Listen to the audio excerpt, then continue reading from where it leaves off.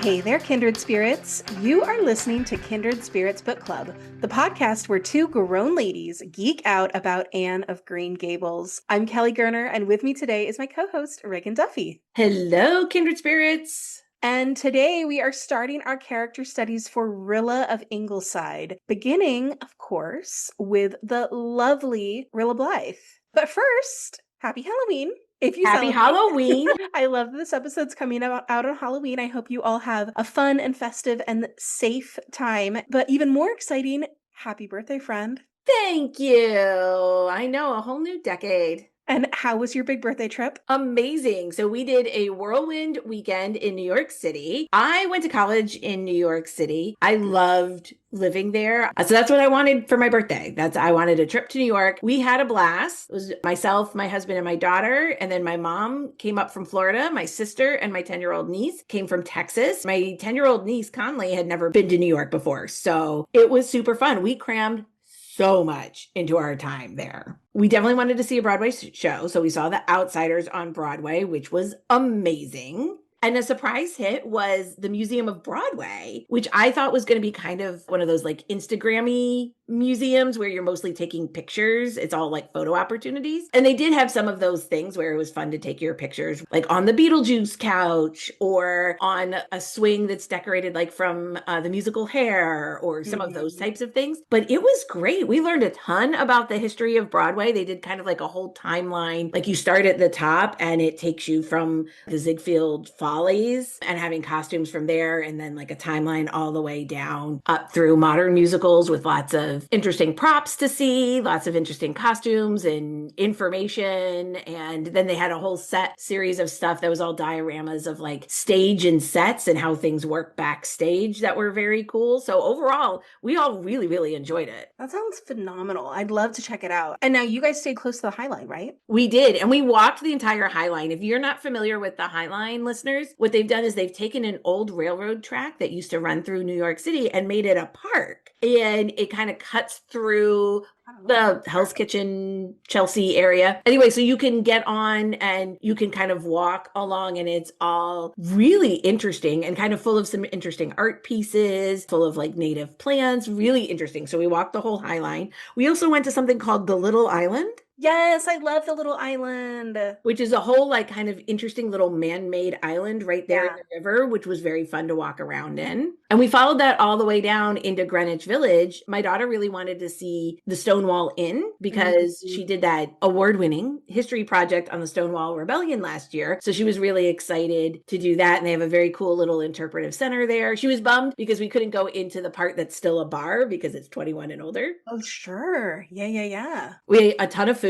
Of course, we ate New York bagels and pizza. And we went to Junior's after the show for cheesecake, which is an iconic I love it. place to go. So, well, I'm so glad you guys had a nice trip, an absolutely marvelous celebration. Cheers, my friend. Thank you so much. But now, let's get into podcasting, friends. Let's get into our episode. This episode is going to be all about Rilla Blythe, romance, and beauty. We're going to keep this a little lighter, a little more fun today before we get into the heavier themes in Rilla of Ingleside. But friends, before we dive in for real, here comes the obligatory but very heartfelt social media plug. Please follow us on Instagram at kindredspirits.bookclub for all the fun extras, episode news, photos of our Montgomery libraries, literary memes. And if you'd like to do us the biggest favor, please leave us a 5-star rating and a review of our show. Apple Podcasts, Spotify, Pocket Casts, or wherever you listen. Not only does it brighten our day, it helps the podcast algorithm sprinkle our show into the feeds of other kindred spirits. Kenneth Ford is our kindred spirit of this episode. Kenneth Ford is our classic romantic hero who falls in love with Rilla's beauty, but also her blithe spirit and her growing maturity and selflessness. So we are going to talk all about Kenneth and Rilla and their beautiful little romance today. For our quote of the episode, we chose one to set up some of the tension between the beautiful, charming, fun-loving Rilla and everything she represents in this book and the scary and sad world she is living in. Quote, Rilla loved life, its bloom and brilliance. She loved the ripple of music, the hum of merry conversation. She wanted to walk on forever over this road of silver and shadow. It was her first party, and she was going to have a splendid time. There was nothing in the world to worry about, not even freckles and overlong legs, nothing except one little haunting fear that nobody would ask her to dance. It was beautiful and satisfying just to be alive, to be 15, to be pretty. Rilla drew a long breath of rapture and then caught it midway rather sharply. Jem was telling some story to Faith about something that had happened in the Balkan War. Foreboding. Yep. Foreboding. For our story club, we are analyzing Rilla Blythe and the theme of beauty. Now, Rilla is an unmistakably beautiful girl, described as having, quote, great dreamy hazel eyes, a milky skin dappled with little golden freckles, and delicately arched eyebrows, giving her a demure, questioning look which made people, especially lads in their teens, want to answer it. Her hair was ripely, ruddily brown, and a little dent in her upper lip looked as if some good fairy had pressed it in with her finger at Rilla's christening. Now, in introducing Anne and Gilbert's children, Ella Montgomery will usually tell us which of their parents they most resemble. We know that Jem and Di are the redheads who sort of favor their mother. Nan resembles Gilbert's mother. Walter is, quote, hop out of kin with strikingly black hair, and Shirley, of course, is in a kind of no man's land, being just, quote, brown skin, brown eyes, brown hair. You know, Rilla seems to get the very best features from each of her parents. She has her mother's pale complexion and those big dreamy eyes, but they're in her father's hazel color. Rilla gets this rich auburn hair, too, that seems to sort of blend her mother's red hair and her father's brown hair. So we really see how she is like the combination of the best of both of them. And Maud is so deliberate about establishing Rilla's physical beauty that we have to interrogate why. Why is this so important for this book? This is a book which is all about living through this terrible war and all the hardship and heartbreak and sacrifice that entails, so what could it possibly matter that the youngest Blythe daughter is a great beauty? Why should one girl's loveliness be so important when the Great War is the backdrop of the entire book? But of course, we know from our previous discussions that Maud is very interested in beauty on a thematic level, and that she enjoys creating characters and situations that question beauty as an aspiration or value. Now, our longtime Kindred Spirits listeners already know where we're going with this. In Anne of Green Gables, Rilla's mother, Anne, poses this question as Matthew Cuthbert is driving her home to Green Gables for the very first time. Which would you rather be if you had the choice? Divinely beautiful, or dazzlingly clever, or angelically good? We've spent several episodes discussing how that quandary became sort of a thesis statement for Anne, who at first despaired of ever possessing any of those qualities, but ultimately came to embody all of them. So as we were reading Rilla, we kept thinking what Rilla would have made of this question. Would she rather be divinely beautiful, dazzlingly clever, or angelically good? And I think we can fairly say that on page 1 of Rilla of Ingleside, Rilla would choose beautiful. Cleverness is for her sisters and their friend Faith Meredith. Goodness is for ministers and Una Meredith. Beauty and pretty shoes and lovely hats and frilly dresses and moonlit walks and boyfriends. Now, that's what Rilla aspires to. And Rilla herself says, quote, I never cared for all those ologies and isms Nan and Di are so crazy about. And there's 5 of us going to college already. Surely that's enough. There's bound to be one dunce in every family. I'm quite willing to be a dunce if I can be a pretty popular, delightful one. I can't be clever. I have no talent at all, and you can't imagine how comfortable it is. Nobody expects me to do anything, so I'm never pestered to do it. And I can't be a housewifely, cookly creature either. I hate sewing and dusting, and when Susan couldn't teach me to make biscuits, nobody could. Father says, I toil not, neither do I spin. Therefore, I must be a lily of the field. You can't help but laugh at this Rilla from our first chapter. I know. She's like, no one expects me to do anything, so I'm never bothered to do it. I love this. This is a great life for me.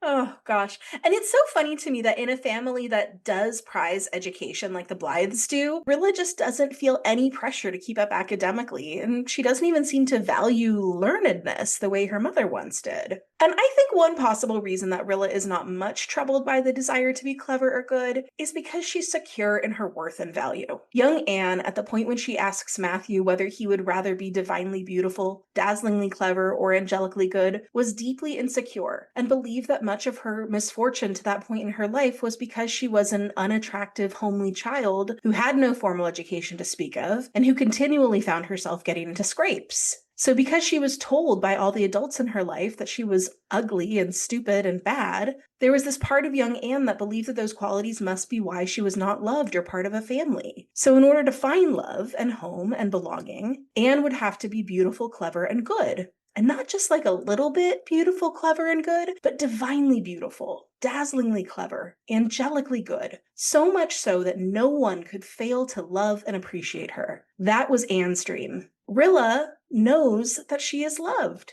She knows she's accepted. She has safety and comfort and home and belonging, and she feels it in her bones. And yes, she's pretty and the youngest of 6 and has been spoiled and coddled all her life.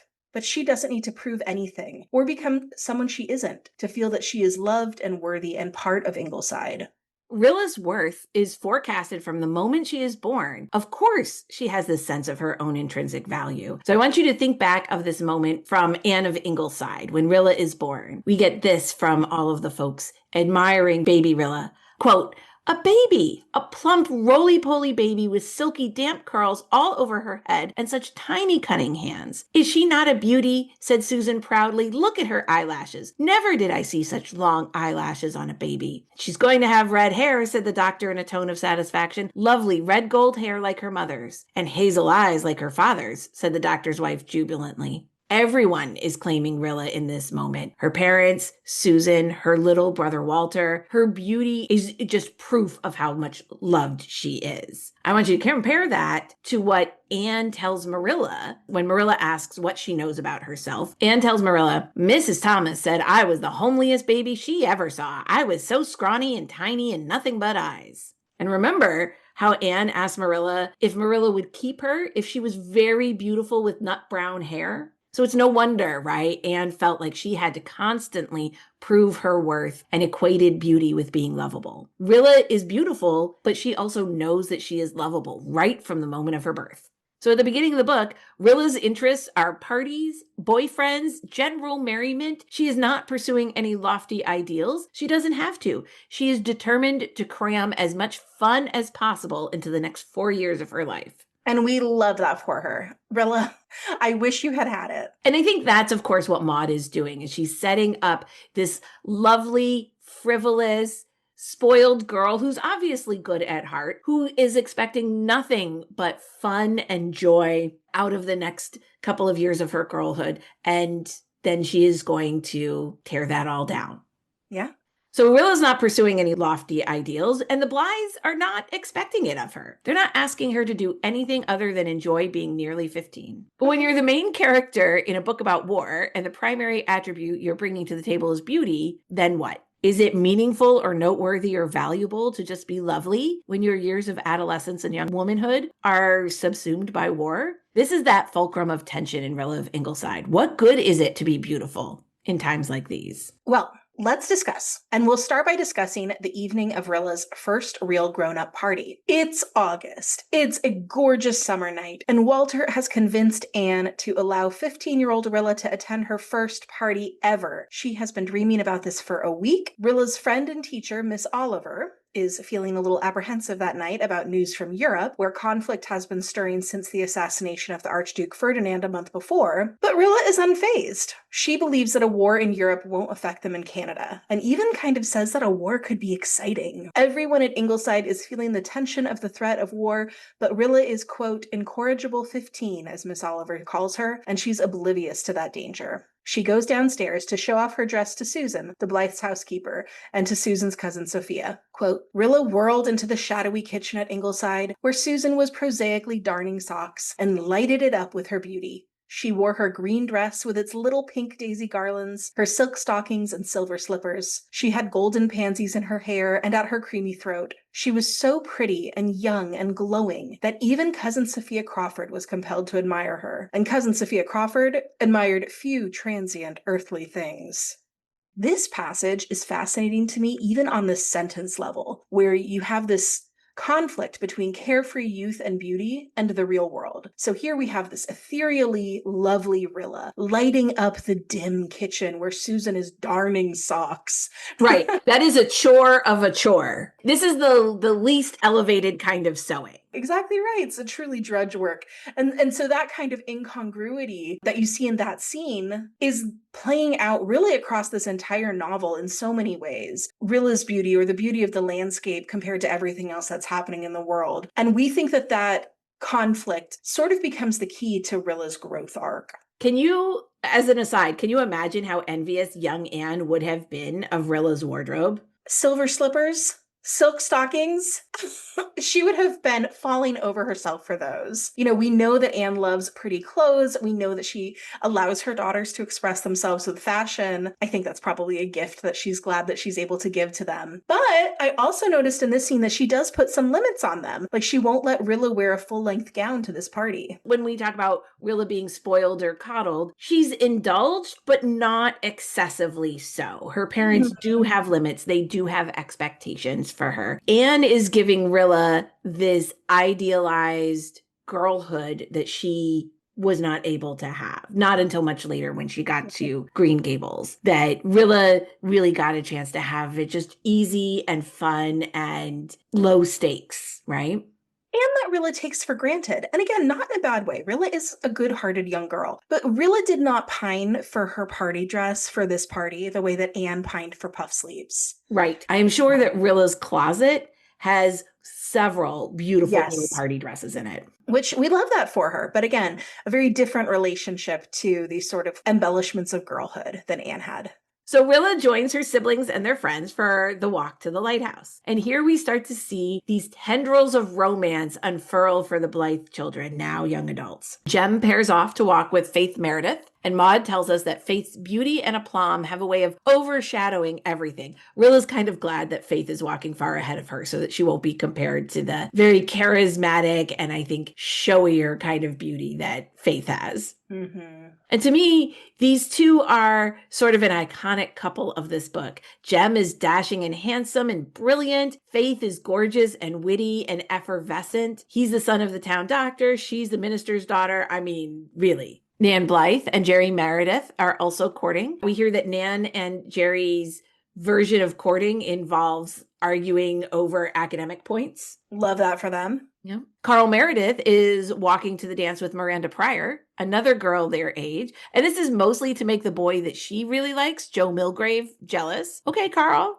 Walter Blythe is walking with his sister Di, and they are sort of conspiratorially whispering together. Rilla's feeling slightly put out by this. Shirley Blythe is walking with Una Meredith. The two of them are not a couple, but they are both people of few words, and they like to be able to walk together in companionable silence. Una has an unrequited crush on Walter, who seems unaware of this. Rilla is ending up walking with Mary Vance and Miss Oliver, both of whom have their own love interests. Miss Oliver is engaged to a young lawyer in Charlottetown, and Mary Vance would like to be courted by Miller Douglas, but her adopted mother, Miss Cornelia, will not have it. She thinks Miller Douglas is below Mary Vance. So love and romance are in the air on this midsummer evening. There's this like palpable thread of excitement, right? Both for the pleasure of the party and for the threat of the war. And it's just altogether a heady mix for Rilla and the young people of Glen St. Mary. They take boats across the harbor to the lighthouse, and I have to say that is incredibly cool.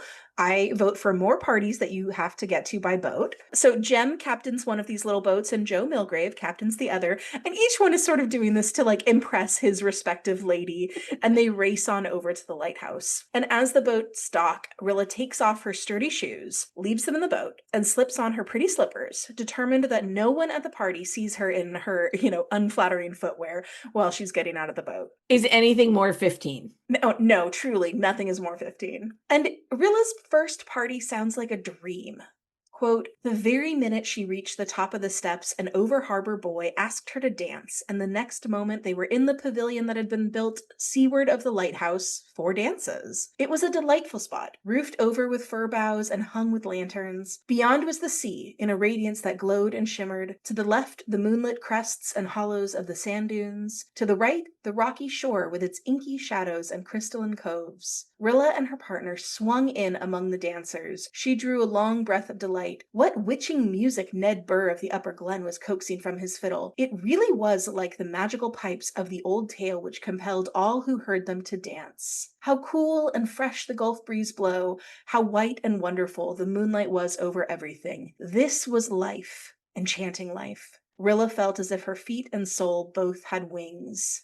So Rilla is feeling like all her dreams are coming true. She's the belle of the ball, the party is a success, and an older girl she admires, Irene Howard, flatters and compliments her, and then she catches the eye of Kenneth Ford from across the crowded dance floor. Some enchanted evening indeed. Well, let's talk about Kenneth. Kenneth is the son of Leslie Moore and Owen Ford, who were the subjects of the romantic plot in Anne's House of Dreams. We are given to understand that Kenneth Ford has his mother's good looks and his father's intelligence. In short, Kenneth has romance hero baked into his very DNA. And so he is described. Quote, Kenneth was a tall lad, very good looking, with a certain careless grace of bearing that somehow made all the other boys seem stiff and awkward by contrast. He was reported to be awesomely clever, with the glamour of a faraway city and a big university hanging around him. He had also the reputation of being a bit of a lady killer, but that was probably accrued to him from his possession of a laughing, velvety voice, which no girl could hear without a heartbeat, and a dangerous way of listening as if she were saying something that he had longed all his life to hear.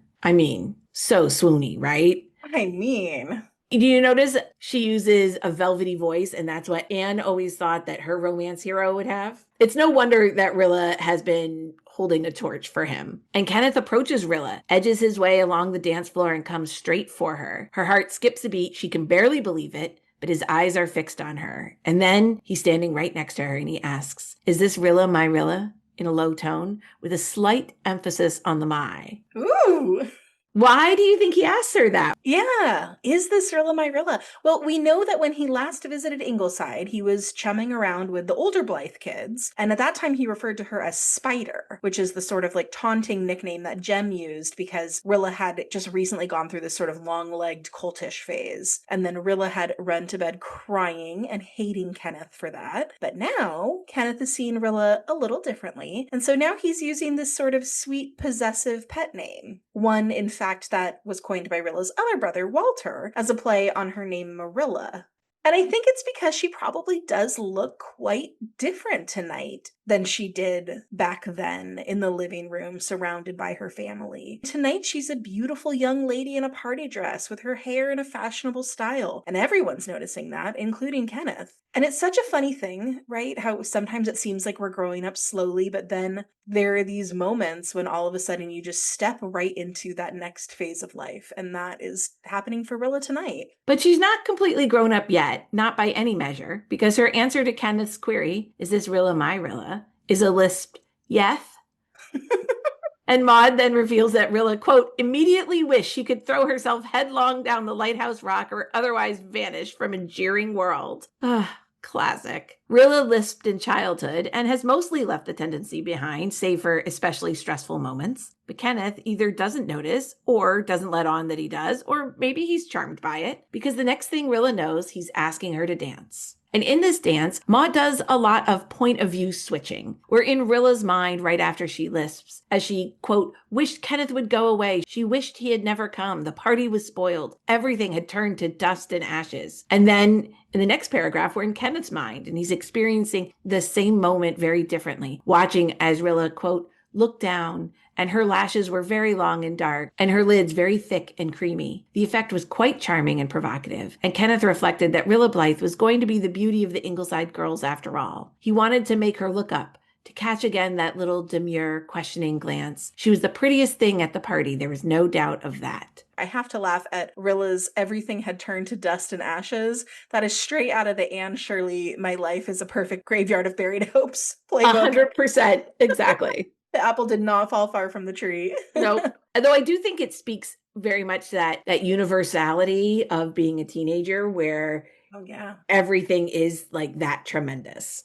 Yeah. Something momentous is happening at this moment for both of them. Rilla has long had a crush on Kenneth, but never believed she could be a serious contender for his affections. He's older, closer in age to her collegiate siblings, thought of her as a chummy younger sibling. But now he's asking her to dance, calling her sweet names, and it's dawning on her that maybe there's a chance. And Kenneth just realized that the girl he had only ever seen as the kid's sister is now a young woman in her own right. She's beautiful and charming and part of a family that has been intimately connected to his own family his entire life. The puzzle pieces are snapping together. And if it feels like this is happening very quickly, it's because it has to. It has to because we, as the readers, need to understand that this is the girlhood Rilla was promised and believed she was going to experience. Rilla believed her teenage years would be full of nights like this one. Rilla was going to have a charmed, happy girlhood with many parties and dresses and moonlit sails and invitations to dance from smitten young men. In the end, that's not the girlhood Rilla gets. So tonight has to symbolize everything that she's hoping for and feels has been promised to her. Yeah. So Rilla and Kenneth take to the dance floor and they're sort of making small talk about his injured ankle. And then after the dance, they walk down to the water and Kenneth rows a little boat to a sandbar and they walk and talk in the moonlight. And genuinely, this is the most romantic thing I've ever heard of. My husband has never rowed me to a sandbar in the moonlight. And honest, I deserve that. Kenneth quotes poetry to Rilla, not Byron or Keats, but Walter Blythe, which is another detail about this scene that I absolutely love. You can tell that the Blythe family and the Ford family both consider Walter to be a real poet. Rilla is a little self-conscious in this moment that she isn't as witty a conversationalist as she would like to be, but Kenneth doesn't seem to mind, and they walk and talk until it's time for dinner. They row back to the party, Kenneth finds a secluded little nook for them to enjoy their cake, and Rilla reflects on how perfect this night has been. And guess what, kindred spirits? That's it. That's Rilla's romance with Kenneth Ford almost entirely. They do have a few other encounters in this book, which we will get to, but these precious few hours at the party at the lighthouse are everything that Rilla will have to dream about for the next 4 years. Because the next thing we know, Jack Elliott from Over Harbor has arrived at the party with news that England has declared war on Germany. As soon as Jack makes the announcement, Rilla can tell Kenneth is no longer thinking about her. And in fairness to Kenneth, how could he be? Rilla asks Kenneth whether he thinks the war will matter very much to them all the way in Canada, and Kenneth assures her that it will, and says that he thinks it's rotten luck that his ankle is not healed enough for him to enlist right away. The party starts to fracture. Some guests stay behind to keep dancing, and some head home, knowing that the days and weeks to come will be momentous. Rilla is asked to dance, and she accepts, and she sort of like spins around the floor with a few more young men, although her heart's not in it anymore, and her feet are hurting in her too tight slippers. When she finally starts looking for her family to take her home, she realizes they've left without her. Poor Rilla. Each boat had sort of assumed she had hitched a ride in the other one. So Rilla walks with Mary Vance to Miss Cornelia's house, the long way around, and her feet hurt so badly that she takes off her slippers and walks barefoot. Rilla ends the night in Miss Cornelia's kitchen while Mary Vance rubs goose grease on her aching feet, about as complete a 180 as you can imagine from the dazzling party of earlier that night. Reagan, what do you make of this scene of Rilla's grand romance, all condensed in this short time frame? It's such a whirlwind. And I think Maud really captures the way your emotions in your teens are so strong and so changeable all at once. Despite the seriousness of the news of war, in some ways, this is just a classic teen moment, right? Rilla's got this epic romance, deep humiliation, true joy, effervescent happiness, abandonment, and disappointment all in one evening. And she just rockets from one to the other in very short order. And what's striking to me is that without the war, would this party eventually fade in the watercolor of time as Rilla has more parties, more beaux, more pretty dresses? Would her crush on Kenneth fade away as she meets other young men? Without the war looming over this moment, would this be deeply remarkable to Rilla, or would it just be a first in a series of firsts? Yeah. And it's also a little hard for me to get like truly excited about Kenneth because like we hardly get to meet the guy. And we aren't entirely sure what he and Rilla have going for each other apart from their mutual attraction. You know, Rilla's romance is very unlike Anne and Gilbert's. They have that heated rivalry and competition, that slow burn, unrequited longing. Yeah, they spend 10 years before they actually get to being romantic together. Exactly right. Yeah. And with Rilla and Kenneth, like, I think there might be a romance in here somewhere, right? Maybe in Rilla and Kenneth's letters to one another, maybe in some of those charged glances across a crowded room, but we just see so little of it in this book. And that's part of the tragedy of Rilla's book. Because of the war, her grand romance is rushed and abbreviated. It's condensed down to only a handful of key moments, and somehow they're supposed to end up to happily ever after by the end of the novel. Kenneth and Rilla's romance is sweet, and it certainly feels momentous with the war looming in the background, but I have trouble idealizing it because at the end of the day, I just don't think they know each other that well. I don't think so. And I think what's interesting, right, is this is a harder romance to idealize, even though in some ways this book romanticizes some of the aspects of war and the patriotism and the heroism in it. The truth is, war is not romantic. It feels like what it's supposed to do is add stakes. Romance in the backdrop of war has these much grander stakes than Anne and Gilbert's romance, which really only matters to them and all the busybodies in Avonlea who are sure they're going to end up together, which is beautiful. But that's part of the reason why we love it. And it's intimate and personal. It's not like global. Right. Yeah. It's not symbolic. Yes, there you go. They certainly don't know each other as peers really at all. They know each other from childhood summers, but we get the feeling that it's like Rilla as a younger child having a one-sided crush, as is appropriate for their age difference, and Kenneth mostly hanging around with the older boys. Yeah. We don't really hear Rilla reflect much on Kenneth's personality at all, or vice versa.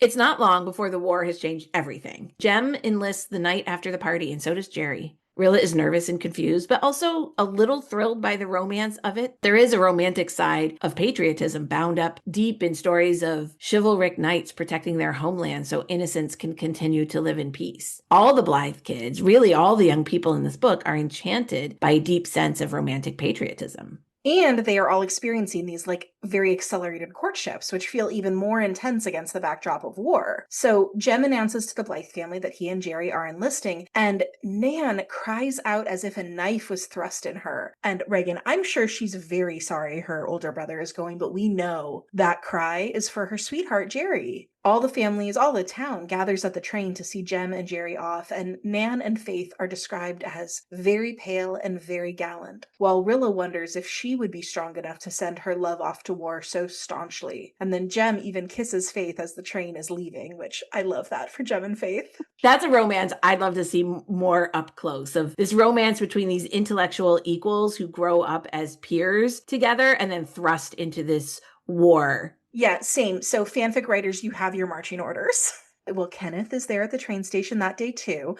Rilla notices him the moment he arrives because, that's always how it is when you have a crush. Yeah, you have like a radar for where your crush is at all times. So Kenneth tells Rilla that he's leaving for Toronto soon, where he can find a way to help support the war effort even with his ankle injury. And then he congratulates her on sending Jem off with a smile and says that he hopes his mother and sister will be as cheerful when it's his turn, once his ankle heals. Rilla says the war will be over before then, and she lisps, much to her mortification. Kenneth then kind of like wanders off, not presumably because of the lisp, but just because it's like a really big crowd and I think everybody's sort of mingling, so not really much opportunity for romance there, unfortunately. And before long, Kenneth is back in Toronto. He had stopped by Ingleside to say goodbye, but Rilla wasn't home at the time. And so Kenneth left word with Nan to say goodbye to Spider and tell her not to forget him wholly in her absorbing maternal duties. Rilla takes this to mean that their night on the sandbar meant nothing. But this is like a ruse, right? Kenneth, I think he just doesn't want Nan and the Ingleside people to sort of like catch wind of how he feels about Rilla yet. Maybe he's just sort of still figuring it out, and he knows that if he leaves like too sincere and earnest a message for Rilla, her family's gonna like read between the lines. I agree. I mean, these two families are intimately intertwined. The kids are all friends with each other. Obviously, Anne and Leslie are besties. Kenneth might not want word getting around before he's even figured out his feelings for Rilla or sees if Rilla returns them. I mean, you don't want your mom's planning your wedding before you've even had a second date. Oh, and we know that Anne and Leslie would be all over it too. We hear nothing more about Kenneth until Christmas time. Rilla receives a gift from Kenneth.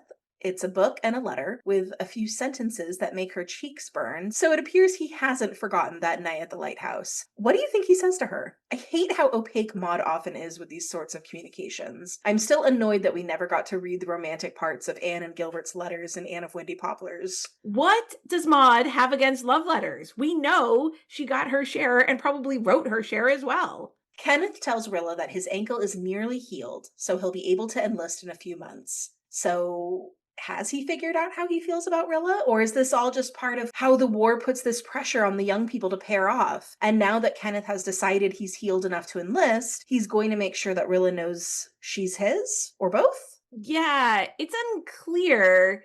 Right, without the war and this threat of enlisting, maybe they could flirt over letters for a while. I know, I want that for them. In the spring of 1915, Rilla tells her diary that, quote, Kenneth is in khaki now too. He has got a lieutenant's commission and expects to go overseas in midsummer, so he wrote me. There wasn't much else in the letter. He seemed to be thinking of nothing but going overseas. I shall not see him again before he goes. Perhaps I will never see him again. Sometimes I ask myself if that evening at Four Winds was all a dream. It might as well be. It seems as if it happened in another life lived years ago, and everyone has forgotten it but me. I think that night feels like a dream to Rilla now, not because it was so long ago. I mean, in the chronology of the book, it wasn't even a year ago, but just because by this point, her life is so completely different. You know, everyone's is once the war has started. And one thing I kept thinking about with this book is how time moves really differently when you are like in a crisis or dealing with grief or trauma. I can't imagine how disorienting it might feel to have your like budding romantic relationship feel like it's balanced right on either side of this traumatic event of the war. And Rilla is far from the only person in this situation. Jem and Faith, Nan and Jerry, of course, are all in the thick of it, with Jem and Jerry enlisted and Nan and Faith working with the Red Cross at Redmond College. Miss Oliver's fiance has also enlisted, and Rilla confides in her diary that Miss Oliver is sure he won't come back. Mary Vance has been trying to keep her beau, Miller Douglas, from enlisting, but after the sinking of the Lusitania, she gives him her wholehearted endorsement, and he signs right up the next day. Rilla has another would-be beau in the village, Fred Arnold, who's a nice enough young man, but Rilla can't get past his large nose, poor Fred. And the fact that he isn't Ken. Kelly, I'm going to just ask you this question. Do you think Maud named him Fred specifically because of the way Anne felt about Fred Wright? Yes, I was thinking about that as I was reading. I was like, oh, all the guys that Maud just thinks are like whatever get named Fred. Right. That's her whatever guy is a Fred. So Rilla can't get past his large nose and the fact that he isn't Ken. Fred is ready to sign up as soon as he turns 18. The war is also looming over Rilla's friend Miranda Pryor and her beau, Joe Milgrave. Joe wants to enlist, but Miranda's father is vocally opposed to the war. Joe fears that enlisting would mean that Mr. Pryor would never allow his daughter to marry Joe. The parties and dances have given way to social events that center the war. Rilla is called upon to give a patriotic recitation. And it's an interesting thing. These kinds of public assemblies with music and recitations are pretty standard entertainment for the time, and all the young folk who are reasonably talented perform. But now it's all in service of the war. And it seems that these are among the images of home that the boys who are headed off to war will hold with them, or the moments that inspire them to enlist. During Rilla's recitation, her beauty has this direct impact. Maud tells us that Rilla was, quote, so earnest and appealing and shining-eyed. More than one recruit joined up because Rilla's eyes seemed to look right at him when she passionately demanded, how could men die better than fighting for the ashes of their fathers and the temple of their gods? Or assured her audience with thrilling intensity that one crowded hour of glorious life was worth an age without a name. And Rilla becomes quite in demand for giving these recitations at various recruiting meetings. It's not too long before Walter decides that it is his time to join the fight. Walter and Rilla take a last ramble in Rainbow Valley before he goes, so he can soak up all the beauty of that place he loves. Walter tells Rilla that actually going feels easier than sitting at home worrying, and tells her that he feels for the mothers and sisters and sweethearts. And then I wonder if something sort of like clicks for him, because he then looks down at his little sister and he says, Rilla, you beautiful little thing, are you anybody's sweetheart? If you are, tell me before I go. No, said Rilla. Then, impelled by a wish to be absolutely frank with Walter in this talk that might be the last they would ever have, she added, blushing wildly in the moonlight, but if Kenneth Ford wanted me to be? I see, said Walter. And Ken's in khaki too. Poor little girlie. It's a bit hard for you all round. So, poor Rilla. She is going through it. This thing with Kenneth is still so unsure, but it still feels so intense. And Walter understands this immediately, kindred spirit that he is, and he remarks that he's glad he isn't leaving a sweetheart behind. Of course, he doesn't realize how Una Meredith feels about him. I mean, officially no one does, but Rilla suspects. Now, before Kenneth ships out overseas, he takes a short leave on Prince Edward Island, and I ask you, Reagan, this young man is from Toronto, which is presumably where he was when he enlisted, and likely where most of the other men in his regiment are from. So when he gets 2 days off, he goes to Prince Edward Island? So I'm with you, but not to nitpick. The book does say that his regiment was held up in Kingsport, Nova Scotia on their way to the front. So he's at least a good deal closer than Toronto. He's using the cover of visiting his mother's people, the Martin West family over harbor. But I agree, he's definitely making a specific effort to get here, and it's probably not to visit Anne and Gilbert. I think we both know what that means. And sure enough, he calls at Ingleside and he tells Rilla that he's going to come by to see her that night and to try to make sure not too many people are at home. I think his intentions for Rilla just became very clear. I kind of crack up because he's on a party line, and so he's trying to be specific without too specific because he doesn't want gossip going around. But Rilla picks up what he's putting down. And then Rilla is just absolutely on cloud nine preparing for his visit. She knows that her parents will not be home. Lucky. Shirley and Miss Oliver, they're not going to bother her.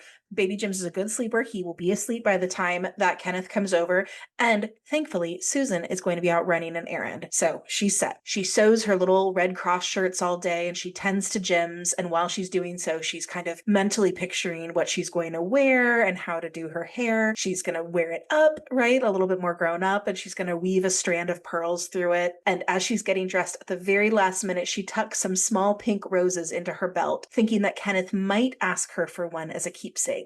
Rilla's a little inspired by knowing that Jem carries a faded rose that Faith kissed and gave to him, and he carries that with him while he's at the front. And to be honest, that's kind of swoony. Oh. Kenneth arrives looking handsome and grand in his officer's uniform. And he tells Rilla that he's very glad they are alone. She was the only person he wanted to see. And he's gazing at her admiringly. And this is unfolding exactly as he hopes and exactly as Rilla had hoped. They talk about Rilla's family, and Kenneth asks if Fred Arnold has been taking up much of Rilla's time. He's fishing to see if he's got any real competition. And as soon as we get there, Baby Jims starts absolutely wailing, just inconsolable, and Rilla knows that she will have to attend to him. Rilla tries to console poor little Jims, but he will not have it. She spends nearly the better part of half an hour up there, and poor Kenneth is just sitting alone on the veranda. Finally, Rilla decides she has to come downstairs with this fussy baby. She thinks to herself, quote, "It was no doubt a ridiculous thing to sit and cuddle a contrary war baby when your best young man was making his farewell call, but there was nothing else to be done." And while Rilla is sort of grimly enduring this, Jims all of a sudden becomes adorable and charming. This kid has got a sense of timing. He really does. All of a sudden, he calls Rilla Will, his first word. Rilla cuddles him and rewards him with a kiss. Jims snuggles all down. And all the while, Kenneth is observing this little domestic scene, and it sort of breaks his heart open. She looks, quote, exactly like the Madonna that hung over his mother's desk at home. And we learn that he will hold this picture of Rilla and Jims in his mind in the months and years to follow. Kenneth realizes that, quote, he had had a strong fancy for Rilla Blythe ever since the night of the Four Winds dance, but it was when he saw her there with little Jims in her arms that he loved her. Meanwhile, Rilla mistakes his silence for lack of interest. Oh my God, these two are ridiculous. Kenneth is all in picturing Rilla as this holy maternal paragon falling deeply in love. And Rilla is sitting there absolutely sure that he is disgusted and this is the end of it for him. He's never going to be interested in her again.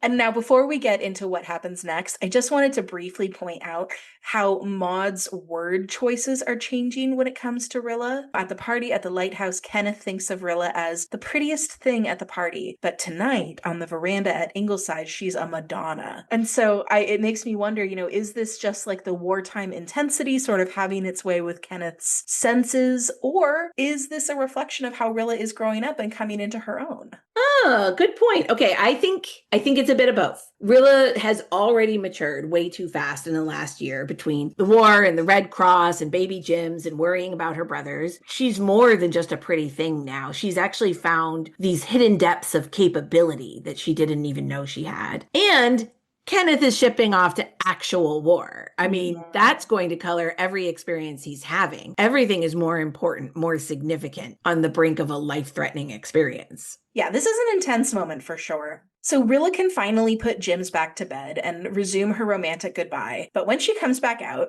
Susan is back from the store, remarking on how tall Kenneth is now and telling embarrassing stories about the mischief he made as a child and how she had to spank him. Susan tells this kind of funny but also kind of alarming story about young Kenneth and Walter fighting over a kitten while standing on either side of a rainwater barrel. Susan remarks to Kenneth, quote, "You were always a great hand for taking what you wanted without too much ceremony." Orilla is mortified beyond belief, and she tries to redirect Susan by asking, "Hey, who did you see at the store?" Susan says she saw Mary Vance, who is bragging about Miller Douglas as though she was the only girl with a boyfriend in uniform. Susan, read the room. Susan is excellent at not reading the room. And then Susan commits the cardinal sin of reminiscing about the day when Mary Vance chased Rilla with a dried codfish. Oh my God. Oh, my heart breaks for her. How humiliating to have the most embarrassing moment of your life recounted in front of your young man,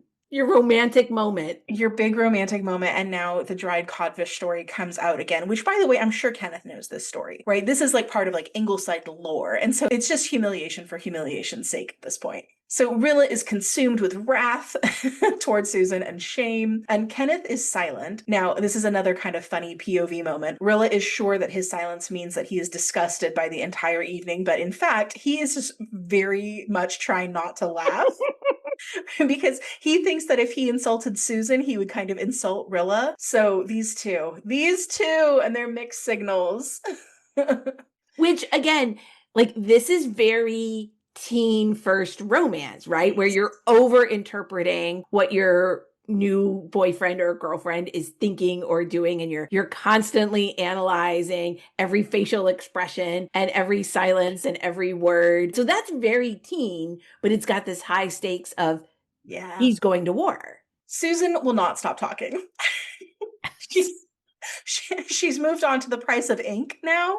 My God, she's really dredging the bottom of the barrel here. Yeah. And at this point, Rilla is just paralyzed with humiliation. She can't speak, she can't move. She's just this is my life now. Deer in headlights. I'm going to be stuck here forever in this hell. Rilla is sure that nothing will ever get Susan to stop talking. She's sure that Kenneth will leave. She'll never be able to tell him that Fred Arnold means nothing to her. Remember, that's where they left their conversation. And sure enough, Kenneth does stand to go, having deduced that Susan will not stop talking as long as he's there. And now he's almost starting to think that Rilla put Susan up to this to keep him from saying something she doesn't want to hear. They're both losing their nerve. Kenneth walks down the steps. Then he turns and looks back up at Rilla. And he feels sure that she's his, right? He just gets this gut knowing. And then, because Kenneth is a great hand for taking what he wants without too much ceremony, he says straight out, "Rilla, you are the sweetest thing," and kisses her while Susan's back is turned. He seized the moment. Good job, Kenneth. He calls her Rilla, my Rilla, and asks that she not kiss anyone until he comes back, and she agrees. Susan turns around, Kenneth waves a casual goodbye, and then Rilla runs to stand near the lilies at the gate as she sees him off. Kenneth turns for a last look at her and goes. The lilies. So, Kenneth goes to war with Rilla in his mind as this Madonna figure surrounded by lilies, which also symbolize the Virgin Mary. Oh, so, clever. Very clever, Maud. Yeah, we've got layers. We've got layers here. He's having a very different experience of this night than Rilla. Rilla may be annoyed that Susan and Jims and everything seem to thwart her perfect night. although she does forgive them both after that kiss. But Kenneth is full of dreams of this innocent, almost holy woman that he's going off to war to protect. Kenneth goes to war, and we won't see much more of him in this book, apart from a few letters. But I did want us to come back to our central theme of beauty again and think of it in the context of Rilla and Kenneth together. Not only are these two the romantic hero and heroine of this book, but the way they are described, they're being set up as these gloriously romantic figures in any setting. Rilla is radiant and dreamy. Kenneth is tall, handsome, a distinguished college man turned military officer. They both look the part, so much so that you could see a young Anne writing a tragical love story about them in her story club. But again, this raises the question I think Maud is asking with this book: what good is beauty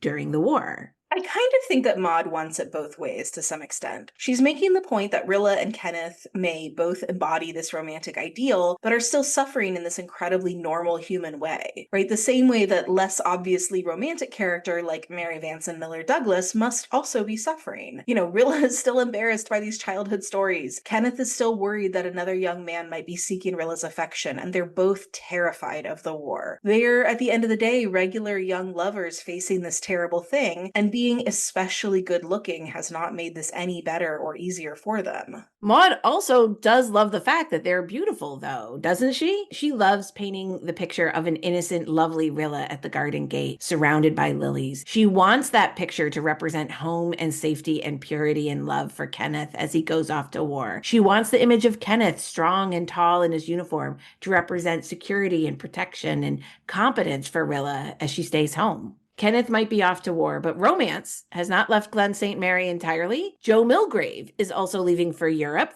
He has finally enlisted against the pacifist wishes of Whiskers on the Moon. And his secretly betrothed fiancée, Miranda Pryor, despairs that they will ever be wed, with her father's anti-war political views standing in the way. Miranda pours her heart out to Rilla, who sees a way forward. Miranda's father will, conveniently, be out of town on the last night before Joe ships off. Miranda can marry Joe, but in secret, while her father is away. And then when her father returns, well, the marriage will already be done. He can't do anything about it. Miranda is sure that there's no way they can make this happen, but Rilla tells her just leave it up to her. Rilla will see it done by 4 o'clock the next day. Miranda is scared and worried about being too unladylike and forward, but she is resolved to carry out the scheme. Rilla calls Joe, tracks him down at the military base, tells him to get a marriage license and come over the next day, and Joe's ready. He's been waiting years for this. He's not going to miss this shot. Rilla enlists her mother and Susan in preparing a wedding cake and party foods, and they get Miranda over to Ingleside on the ruse that she's helping Rilla sew for the Red Cross. The girls do sew a wedding dress for Miranda, remaking one of Rilla's white dresses for her. Anne sweeps in holding her own wedding veil, and she asks Miranda to wear it. The wedding veil of a happy bride brings good luck, she says. The next day, after Mr. Pryor leaves for Charlottetown, all the Ingleside folk descend on the Pryor house with wedding accoutrements, and Rilla manages to invite all the friends and relatives who could attend on a short notice. So it actually was much like a real wedding, hurried as it was, or would have been if the bride hadn't been, quote, so flat-faced, if the groom hadn't been crying.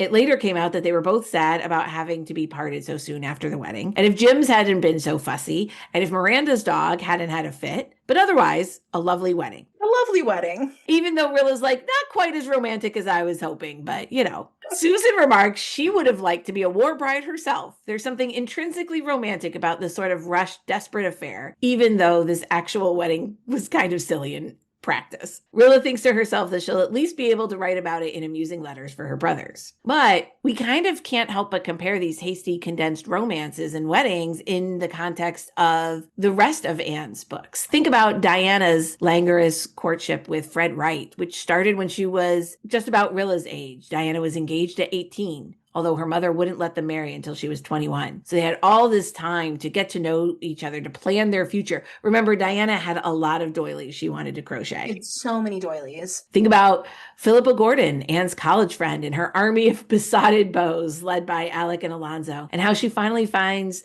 the love of her life in a humble minister. But even then, they get over a year to court each other before Joe proposes to Phil. And then, of course, there's Anne herself, who's will they, won't they romance with Gilbert spanned the better part of a decade, from carrots and slate breaking to their queen's rivalry to teaching in adjacent towns to 4 years at college and then 3 years of Gilbert's medical school. They got all this chance to build their future slowly with great investment of time and effort and no sense of rushing, no urgency. And these young folks in this book are rushing through engagements and marriages based on so little. In Rilla's case, barely more than a couple of hours together. If they don't do it now, what if they can't ever?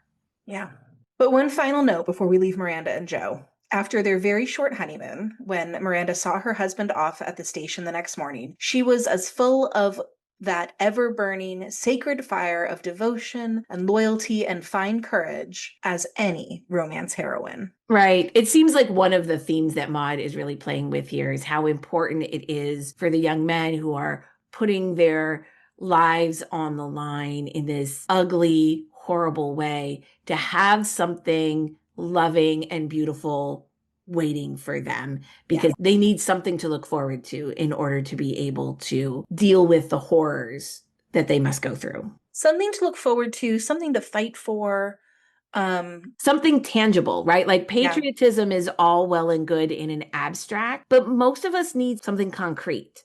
Shortly after Miranda and Joe's wedding, Miss Oliver learns from her fiance's mother that he has been killed in combat. Rilla wrote in her diary that Miss Oliver was crushed, but pulled herself together and carried on to work the next day. She literally goes to work the next day. Rilla doesn't even see her cry. Romance in a time of war tests the limits of human endurance. Miss Oliver is stoic in the face of her grief, and she even tries to kind of like contextualize it alongside all the other losses of the war. When she wonders whether spring can come again after her great heartbreak, she then sort of laughs at herself and says, quote, "Observe my egotism, because I, Gertrude Oliver, have lost a friend. It is incredible that the spring can come as usual. The spring does not fail because of the million agonies of others, but for mine. Oh, can the universe go on?" And then, in a very strange turn of fate, it comes to pass that Miss Oliver's fiancé isn't dead at all. In fact, he was wounded, and another man with the same name is dead. And Reagan, honestly, I don't think I could handle any of this. It's heart-wrenching stuff, and it does seem to land that much harder for Miss Oliver, who cries and sheds all those tears that she had been holding back before. In the wake of this, Fred Arnold enlists and comes to Ingleside to say goodbye to Rilla and to ask, much as Kenneth did the year before, for Rilla to wait for him. Rilla tells Fred that she can only give him friendship, and he correctly assumes that her heart is with Ken Ford. He's disappointed but kind about it, which makes it even harder for Rilla. She says if he had been mean or vindictive, it might have been easier. She can't even give him a goodbye kiss when he asks for one, to remember in the trenches, because of her promise to Ken. She's so young to be holding so much. She's 16, a few months off from 17, and she's grown a lot in the past 2 years, but this is still a lot to hold. Her love for Kenneth doesn't mean she doesn't care about Fred's happiness or safety. She now understands the gravity of war in a way that she did not when Jem enlisted. Yes. Rilla, who once hoped for dozens of beaux, is heartbroken at having barely 2. She goes to her mother and confides everything to her. And of course, Anne is a brilliant listener. But Anne does ask Rilla, well, why didn't you kiss him if he asked for a kiss? Kind of implying that even though Rilla doesn't love Fred and told him as much, she could still send him off with the memory of a kiss for the sake of morale. So Rilla has to tell her mom about Kenneth, and she feels so silly. Again, when you say it out loud, she recognizes how little time they've actually had together, cobbling these handful of moments into something that sounds as significant as it feels to Rilla. It's kind of impossible. But Anne does understand, and she tells Rilla that if Kenneth asked her not to kiss anyone else, she should consider herself engaged to him. So in that way, Rilla's mind is set at ease. And then Anne runs upstairs and she writes a letter to Leslie and she says, guess what the kids are doing? She's like, what is happening? Did you know? Did Kenneth say anything to you? Rilla's a little young, but needs must. Right. We don't have too many more moments of romance until the war is over. Desperately romantic war weddings and innocent girls standing by garden gates. That was for the first few years of this war, not for the terrible end of it. The war finally ends. In the final scene of the book, Kenneth at last comes to Ingleside for Rilla. She had seen in the paper that he had been home for 2 whole weeks and hadn't written to her, and so she was sort of despairing that their engagement had ever even existed and that he even remembered her. She's At the point where now she's even planning for a future that doesn't include Kenneth. Like, what is she going to do? Maybe take a household science class? But then the doorbell rings. Rilla answers, and, quote, a man in khaki was standing on the steps, a tall fellow, with dark eyes and hair, and a narrow white scar running across his brown cheek. Rilla stared at him foolishly for a moment. Who was it? She genuinely doesn't recognize him, and as it happens, he barely recognizes her, for he asks, is it Rilla, my Rilla? Both of them are changed, older. He's serious and scarred, and she's a grown woman. Maud writes, quote, emotions shook Rilla from head to foot. Joy, happiness, sorrow, fear, every passion that had wrung her heart in those 4 long years seemed to surge up in her soul for a moment as the deeps of being were stirred. She had tried to speak. At first, voice would not come. Then, yeth, said Rilla. It's thrilling and sweet and very romantic and a little nod of humor there. And Maud is doing so much here in such a short scene, weighting it with everything these two have been through. But in the end, this is all we get of Rilla and Kenneth's grand romance. We do want more for them. We want more for Rilla. We do. But we sure do have a fun birch path for you today. We absolutely love talking about Ella Montgomery in the context of Jane Austen. And one thing I kept noticing as I read was how similar Rilla is to Jane Austen's Emma. So I wanted to discuss today. Now, we know that Maud read and loved Emma. She owned a copy of the book, which you can actually see online at the Ella Montgomery Library Project. So that's at kindredspaces.ca. And with that in mind, I wanted to kind of think about Emma, Rilla, and beauty first by talking about visual language in Ella Montgomery and Jane Austen's writing. Now, this is one way that these authors are very, very different. Maud is an incredibly descriptive writer. Her books are just intensely visual. Sometimes we'll even say on the pod that they're like cinematic. Austen, on the other hand, was not a very visual writer. She was much more inclined to let her characters tell you about each other or the world around them, and then sort of let the readers parse the truth from what we know about the sources of information. But both writers depict the inner emotional lives of their characters and use that emotional journey to move the plot. So when it comes to beauty specifically, Austen and Montgomery tend to have similar approaches to describing their main characters. Usually, their main characters are the girls who are like almost pretty. The girls who are like reasonably good looking, but not in comparison to their more beautiful sister or cousin or best friend. That's super, super common in Austen. Think about Elizabeth Bennet as the sister who's not quite as pretty as Jane. And it's also very common in Montgomery, right? So think about Anne. She's not quite as pretty as Diana. Or Valancy, who's not quite as pretty as Cousin Olive. Or in our last season, right, we've got the story girl who's not as pretty as Felicity. Yes, exactly right. And I think it's very deliberately done for a couple of reasons. Both, I think, to make our main characters like a little more relatable to the regular reader. It doesn't work if every main character is a beautiful goddess. But also, and I think more importantly, because what Austen and Montgomery are doing when they're writing about beauty and romance is that they're making the case that beauty is not entirely external, and that truly beautiful people are a combination of their physical selves and their spirit. And in fact, that's kind of where the heart of that romance lies. If Elizabeth Bennet was as lovely as Jane was, and if Mr. Darcy fell in love with her on page 10 because she was so beautiful, we wouldn't have a book. But he gets to know her and he realizes that she has this beautiful spirit that radiates from within, and then he falls in love with that combination of her physical self and her spiritual self. And then I think also a nice comparison in Montgomery's work is like Valancy in The Blue Castle. If she was beautiful, we wouldn't have much of a story. But because she grew up believing she was plain and being treated as though she was like the plain cousin, it was only when she went to live freely on her own terms and sort of become her true self on the inside that she came into her own beauty. It's like a much better story that way. Well, and it's specific to the romance because only that romantic partner is the one who sees Yes.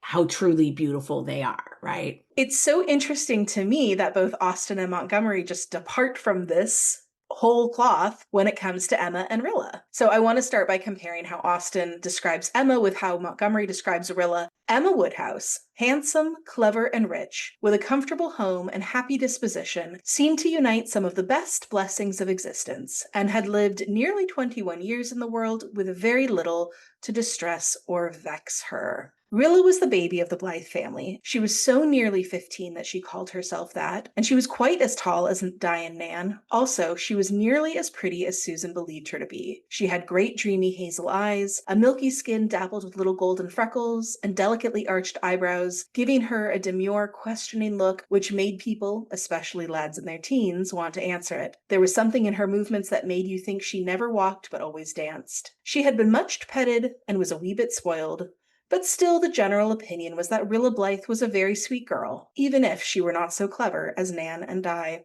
So not only are both characters described right at the very top of their respective novels as beautiful, there's also something in both that could turn off a reader. Emma's description makes you think that she's commanding and haughty, and she is. And Rilla's description makes you think she's insipid and spoiled, and she is. Both authors are telling their reader that these heroines are going to be a little different and we might not always like them. These aren't the almost beautiful girls with good hearts. These are the town belles who never had to work very hard to be liked. In fact, Austen even said that with Emma, she was going to write a heroine who no one but herself would very much like, and I wonder if Maud set herself a similar challenge with Rilla. I don't find Rilla quite as unlikable as Emma is. Certainly, like, that war demands that she grow up and find her generosity of spirit and her selflessness pretty quickly, but Rilla begins this book every bit as frivolously clueless as Emma does. And both characters are sort of aided by this like close mentor character who's also a teacher, who is also a friend, and who never says no to her,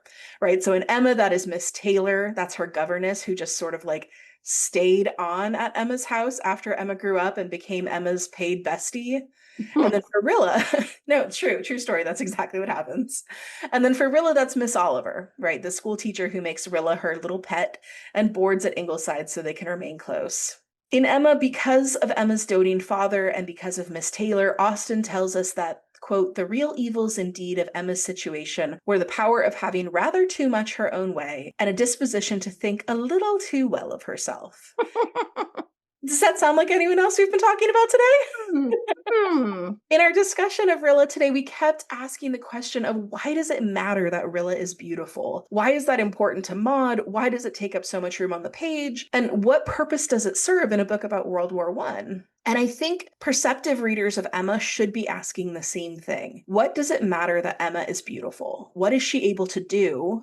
And what is she prevented from doing because of her appearance? And the answers to those questions aren't the same, but I think they're similar. Because by putting these beautiful girls in charge of these narratives, the reader has no choice but to experience the story through them. And their perspectives are very limited in both cases. These are sheltered girls who have led lives of ease with little to trouble them. So Emma is telling us the story about the village of Highbury, and her limited perspective means that she gets it wrong a lot of the time. And that's an experience that is both enthralling and infuriating for the reader, right? Emma is so convinced of her own authority that she is forever matchmaking unsuitable couples and even sabotaging more natural pairs. Similarly, Rilla is narrating the story of Glen St. Mary during wartime with all her own blind spots and biases. You know, she barely understands that the war is really going to impact their lives until her brother Jem enlists. And even then, she thinks it's going to be exciting and a little romantic.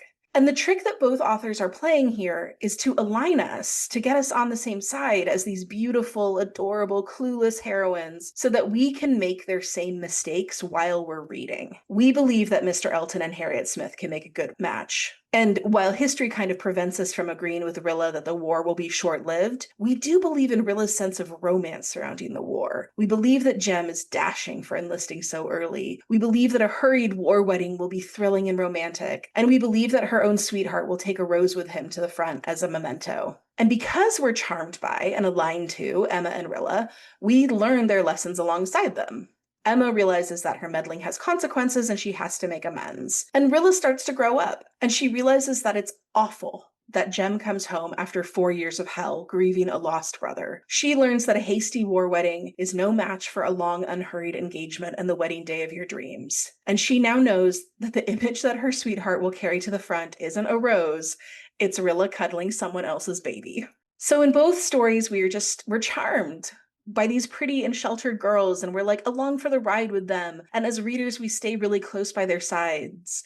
But then they start to realize that they have it wrong, and they're learning how to be better, and we're right there with them. And that's why I think we love both of these characters, right? It's that we get to see them become these better versions of themselves. And unfortunately for Rilla, she's at a place in history where the thing that does that is the war. She probably would have gotten there on her own in a different way. Emma did, right? Emma didn't have to Mm-hmm. go through terrible tragedy to grow and learn from her mistakes. Yeah, it's one of the things that makes both of these books really special. I do think that one place they diverge, though, is in their romances.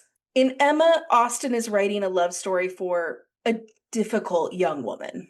Perhaps I would argue maybe to prove to her readers that a commanding and haughty young woman who will sometimes make egregious misjudgment about the people in her world can still be someone who's lovable and redeemable and can still be loved by someone who sees both her exterior and her interior beauty. And I'm not sure that Kenneth ever sees Rilla's interior beauty. He sees her external beauty for sure, and he has that moment where he sees her maternal grace.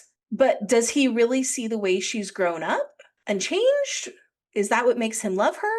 I mean, it seems possible in that last passage, but I'm not sure. I mean, I hope so for Rilla's sake. Well, I'm hoping they get a chance to have a nice, long, leisurely engagement after the war with lots of time to really get to know each other, who they are now. He's gone through something traumatic Yes. too. He's not just like the dashing young college student she idolized while he played with her brothers, that she had kind of built up in her mind as this ideal. He's been through something terribly traumatic. She's grown as a person too, and we want them to build on this initial connection, a connection they idealized throughout the war, but we want them to turn that into something more than idealized. It's funny because Jem and Faith, they can get married tomorrow. They know each other so well. And Faith has been there with Jem through the war. She went to England to She be goes to able, England. yes, Yeah. to work with the Red Cross, to be able, she's there when he escapes from prison camp, Yep. right? Like Yep. Faith is experiencing the war close up in a way that Rilla isn't. And yeah, they've known each, they had a fully fledged romance before Jem left for the war. They can get married tomorrow and get started on the next phase of this life. They're not going to because Jem's going to finish medical school, right? That's right. But they could. But I know that Anne and Leslie are going to put some brakes on Rilla and Kenneth. They're like, we love you guys. We love this for you. And you know what? We're going to love this for you in 2 years. Anne's going to be like, hey, Rilla, go talk to Aunt Diana about how many doilies you should have. Right. So exactly. I think she said you need at least 38. That's going to take some time, babe. Get started now, baby. All right. Well, before I leave my Emma and Rilla comparison, I just have to add one final Easter egg. And this is how Reagan, I am positive that Montgomery had Emma in mind when she was writing Rilla. So we get this great scene early on in the book where Rilla is organizing the Junior Red Cross, and she tells her diary that she's really just like struggling to put the leadership team together. She explains that, quote, they put Jen Vickers in as treasurer, and I despise her. She is the sort of girl who calls any handsome, clever, or distinguished person she knows slightly by their first name behind their backs, and she is sly and two-faced. And if that isn't Mrs. Elton from Emma to a T, I don't know what is. Mrs. Elton is the one who, after she met Mr. Knightley one time, started referring to him cavalierly as just Knightley for the rest of the book. Well, that is a deep Austen cut there, Kelly. I'm very impressed. I read that. I was like, I know who that is. It seems like we've covered a ton of ground here today. Let's do an Inspired by Anne. Inspired by Rilla. Well, so inspired by Rilla's love story set against the backdrop of World War I wanted to recommend some wartime romances. So first of all, if you are our age or a little older, you are probably familiar with this movie, but you might have missed it if you're a little younger, and I really think it's worth your time, and that's The English Patient. This recommendation is actually a twofer because it is a beautiful film and an even better book. The story is set in the lead up to World War II, and it's also at the tail end of World War II when a young French-Canadian nurse in Italy is caring for a man burned beyond recognition, the titular English patient. Now, he's slowly sort of remembering what led him to the present day, and it's just this sweeping, epic, gorgeous love story full of adventure and intrigue and deserts and archaeology. So we see the patient's epic romance in flashback, and meanwhile, the nurse is having a little romance of her own with a Sikh sapper, a bomb diffuser for the British Army. And then also in recovery at this Italian monastery is a Canadian intelligence officer who was tortured during an interrogation. So it's very intense. It's an intense movie, intense book, but it's also incredibly romantic and just beautiful to watch. So if you've never seen it, or if you haven't seen it since it came out, do yourself a favor and revisit it. And the Michael Ondaatje book that it is based on is even better. My second recommendation, if you're looking for something that maybe is like a little more straightforward, happily ever after romance, is Mary Balog's The Survivors Club series. And oh my goodness, these books. So this is a series that's set in the aftermath of the Napoleonic Wars, when 7 friends who were all wounded in the war in one way or another are sort of like convalescing together at a duke's country estate. Each book focuses on a different friend and their love story, and Mary Balog does a brilliant job of demonstrating the many sacrifices, both seen and unseen, that come with war. These are very sweet historical romances, not super spicy, and mostly they're focused on the emotional lives of these characters who have been through hell and how they find their way to happiness. So that's the Survivors Club series by Mary Balog. I'm going to take a left turn and I'm going to recommend something inspired by Rilla's beauty and vanity. The makeup company NYX is making these new lippies called Smushy Matte Lip Balms. They are so fun. They feel kind of like silicone-y and they go on like pigmented lip balms, but they have a matte blurring quality that is really, really nice. They aren't drying out my lips like a matte lipstick. I love a tinted lip oil or lip balm product for a little lip color that's not as bold or doesn't need a precise hand like lipstick, but I don't always want something shiny, and these are great. I do a lot of video sessions for work, and these are great for a little lip color that is pigmented enough to show up on camera so I'm not washed out, but can be swiped on quickly and feel really comfy. I am loving the color Squeeze and Sizzle. That's a deep cherry, but it doesn't feel like red lipstick. And I think Rilla would appreciate the subtleness from these lip balms. They're like your lips plus. And they're cheap, $9, so you can experiment with colors. Reagan, I am so jealous that you have these, because I went to Ulta this week expressly to try them, to try to find them. No. They were totally sold out. So lucky you that you got your little mitts on them. I might just order them directly from NYX, because I saw these, I don't know, on social media somewhere, and I was like, yes, please. Kindred spirits, thank you for spending this time with us. We hope you will join us again in 2 weeks as we continue our discussion of Rilla Blythe. We will be looking at her through the lens of the core value of clever. If you'd like to support the podcast, the simplest way is to leave us a 5-star rating or review, or tell a friend about us on social media. Every review and share helps new kindred spirits find their way here. And because we're so grateful for your support, we'll send you one of our beautiful sage green Kindred Spirits Book Club stickers totally free. Just email us a screenshot and we'll send you one with a handwritten thank you note. You can always reach out to us at kindredspirits.bookclub@gmail.com or kindredspirits.bookclub on Instagram to contact us. We are always happy to hear from you. Thanks for listening, Kindred Spirits.